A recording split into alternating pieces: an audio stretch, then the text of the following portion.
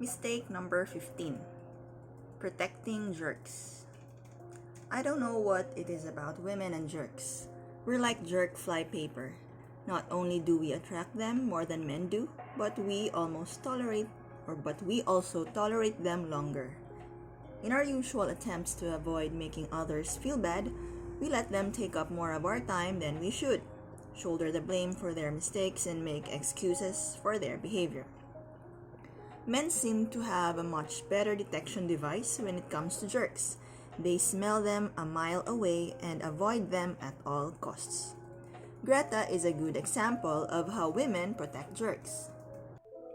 She works as a regulatory specialist on Wall Street. Her job is to ensure that trades are lawful and within the guidelines established by her nationally known firm.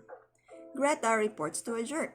He knows nothing about the regulations, but that doesn't stop him from continually telling her how to do her job, and often giving her and others wrong information that could create substantial liability for the company. Despite Greta's attempts to tell him he's wrong, he insists that she follow his directives.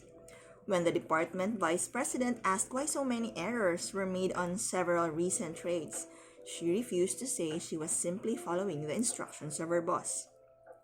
As a result, her performance review moved her down a notch on the rating scale, her pay was reduced accordingly, and the promotion she was up for was postponed for another year. Greta's efforts to protect her boss not only backfired on her, but also put the company in jeopardy of being fined for regulatory violations. For the coaching tips, number 1, trust your instincts.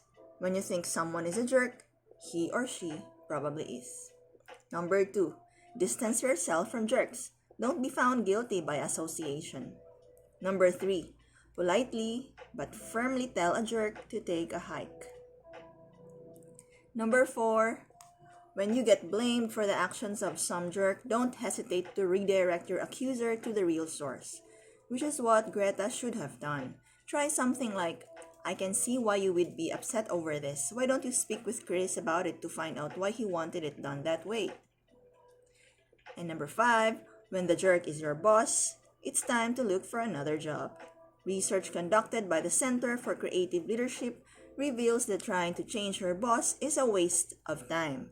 Employees don't change bosses' behaviors, so stop wishing he or she will change and put your own needs first.